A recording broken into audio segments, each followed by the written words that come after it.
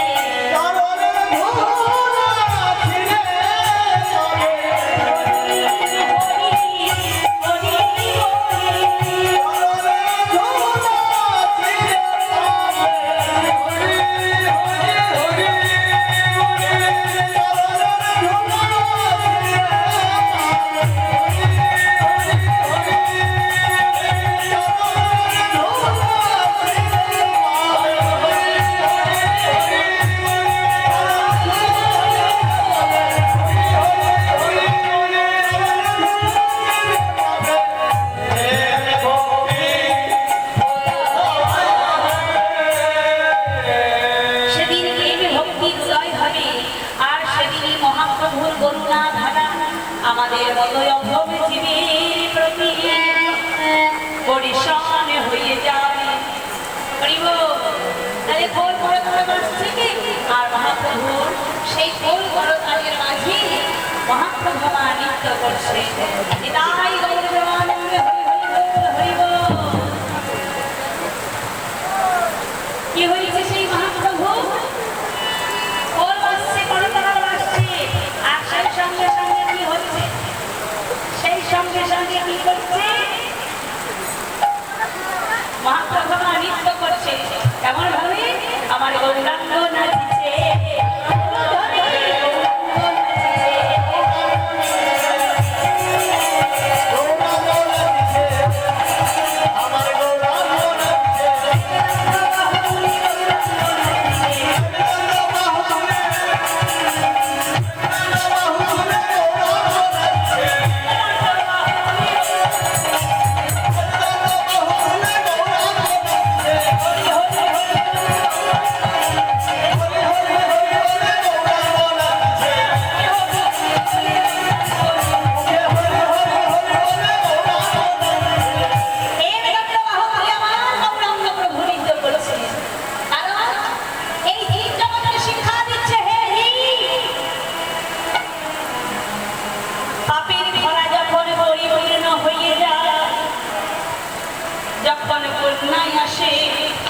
তখন সেই পাপে ভেঙে মুছে সবাইকে নিয়ে যেতেছিলেন।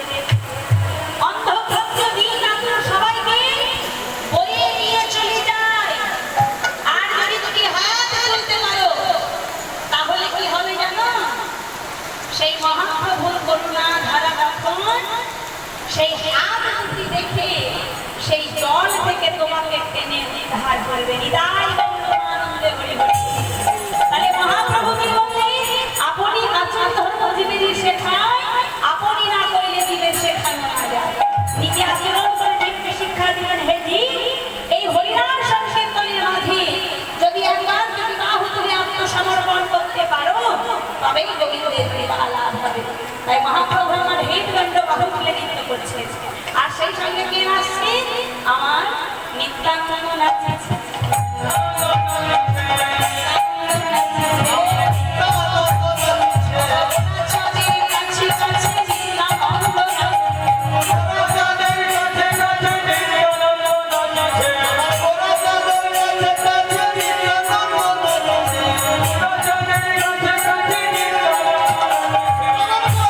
Thank you.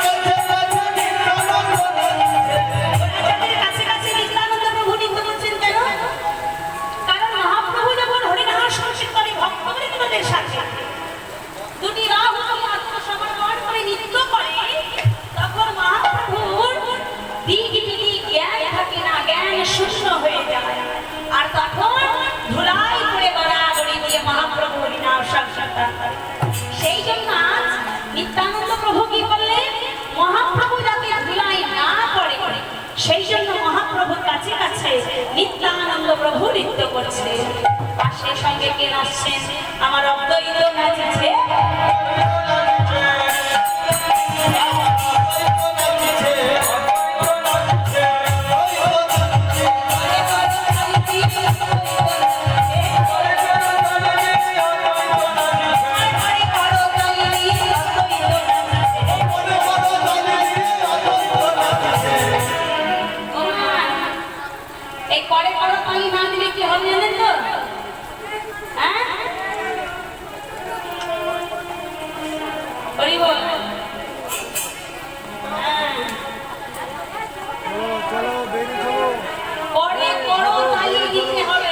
যাবে তো